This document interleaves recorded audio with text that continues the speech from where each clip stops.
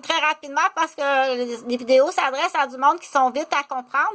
Donc, ça fait longtemps qu'il y a des prises d'otages dans les centres hospitaliers, qu'il y a des médecins qui sont pris en otage, des résidents en médecine sont pris en otage, des infirmières. Donc, très souvent, les prises d'otages, ils se font avec le personnel de garde, donc les agents de sécurité, les policiers, les gardes à l'intérieur des centres hospitaliers.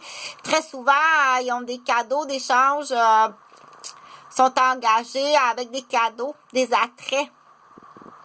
Donc, et puis, ils appellent ça des prises d'otages, des cartes, là, rapidement.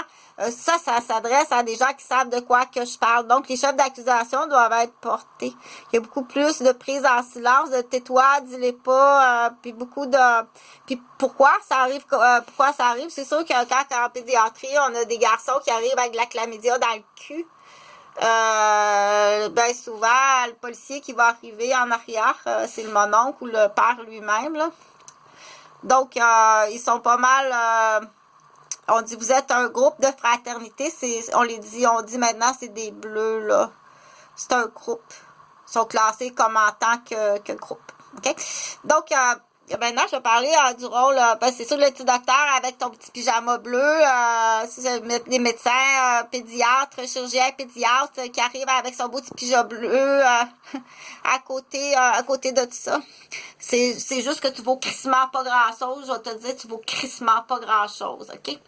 Donc, maintenant, je vais parler du rôle de l'infirmière en santé mentale ou père aidant en santé mentale dans l'accompagnement de l'agoraphobie ou le trac du voyage, étant donné que Noël approche.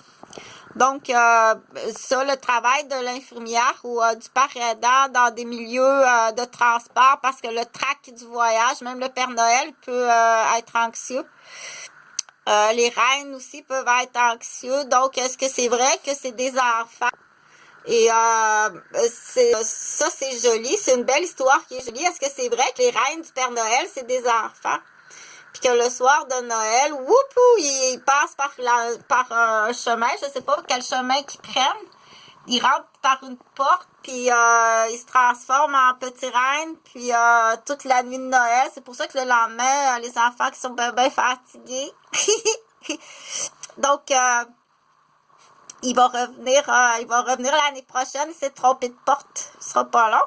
Donc, pour en revenir, c'est sûr qu'avec nos petits habits là d'infirmière, de dentiste ou de chirurgien en petit habit bleu, on a quasiment l'air d'être en pyjama. Ça va être à vérifier, à discuter juste des fois au niveau de l'habillement. Et je veux que tu sois armé. J'ai fait un programme... je veux que tu sois armé, que tu aies un fusil, un ultra léger après ta ceinture.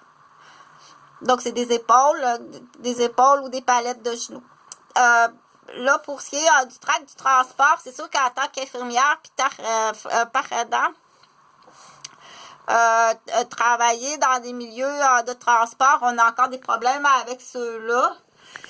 Puis, autre chose aussi. Donc, rapidement, je vais faire un lien avec... tiens, je vais dire ça. Donc,